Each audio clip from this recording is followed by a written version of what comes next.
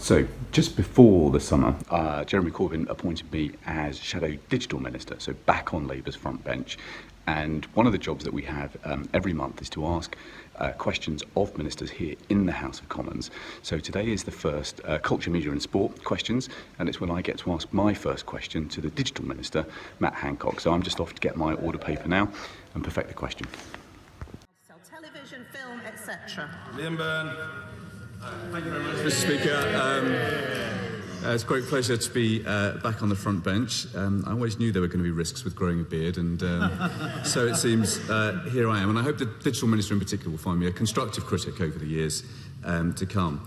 I need to ask about data protection this morning, because you can't have strong cultural industries without strong data protection. And last week we saw Equifax lose the records of 44 million Brits.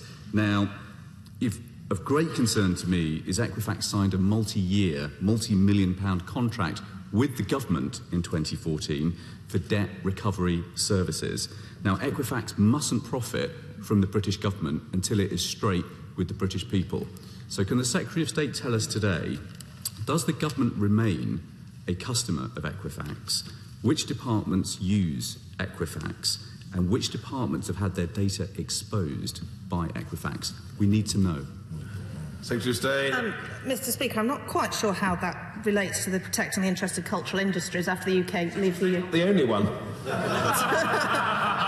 But my right honourable friend, the Digital Minister, met the Information Minister on specifically that point yesterday. But on the matter of data and leaving the European Union, he will, of course, I hope, have welcomed the position paper that we issued over the summer about our position on data, and will also, I'm sure, work constructively with the government to make sure the Data Protection Bill becomes an act of Parliament so that we remain compliant with GDPR and have the best world-leading data protection industry in the world.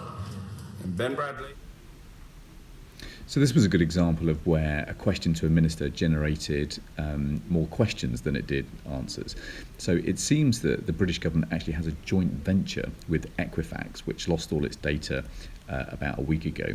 So what we need to know now is whether the government's joint venture with Equifax was involved in any of the data breach. We couldn't get answers today on the floor of the House of Commons, so we've written to provide some follow-up questions. Byrne. Thank you very much. Sorry. Can the Leader of the House bring forward an urgent statement at some point on integrated data services? Last week we saw one of the biggest data breaches in the world from Equifax, which is a company with which the British government set up a joint venture for debt recovery services in 2014. People in this country have a right to know whether a British government company was involved in one of the biggest data breaches we have ever seen. The Right Honourable Gentleman raises a really important point, and it's something I'm very happy, if he wants to write to me, I can take up separately with the Department, but he may well want to raise it at the next oral questions opportunity.